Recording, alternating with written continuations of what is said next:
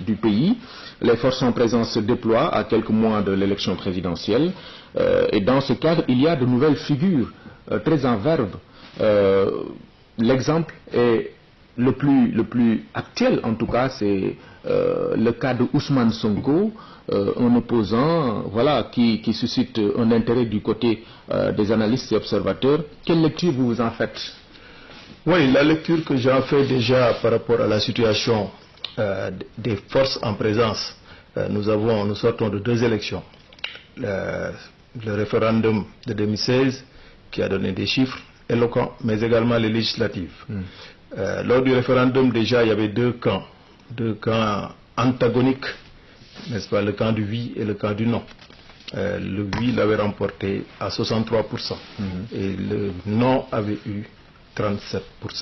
Déjà, c'était une ligne de démarcation assez claire, une forme d'opposition radicale qui avait eu, après avoir battu campagne sur des thèmes assez hachés, comme avec beaucoup de désinformation sur des thèmes qui sortaient même du cadre républicain.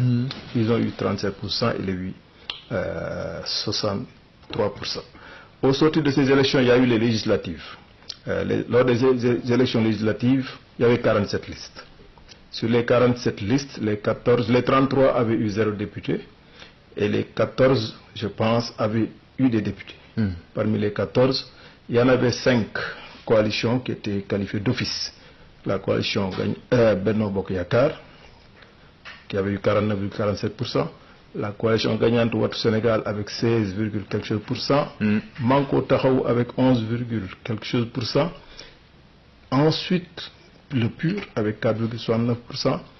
Mais également la coalition dirigée par Abdoulaye Baldé, qui s'était classée 5e avec 60 000 voix, qui avait eu 1, quelque chose pour cent. Viennent ensuite les repêchés.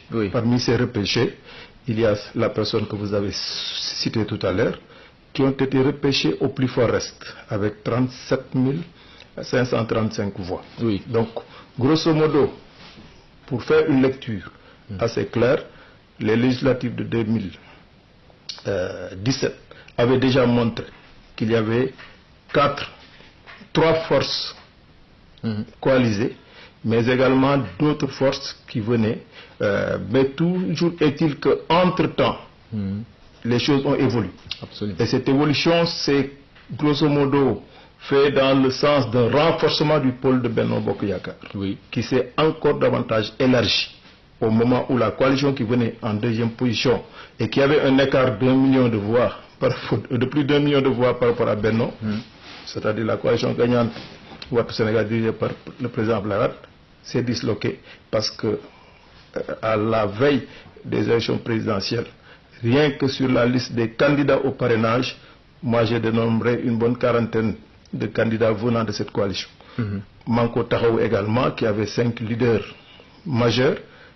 Tous ces 5 leaders sont candidats au parrainage, n'est-ce pas? Ce qui fait que donc, renforcement du pôle Benno, éclatement du pôle coalition gagnante, éclatement également par rapport aux ambitions présidentielles, éclatement du pôle Manko Taxawu Sénégal, même le PUR aussi est resté homogène, parce qu'il n'y a pas eu d'éclatement, mais la coalition de Baldé, il y a Baldé et Guirassy, tous les deux sont candidats au parrainage.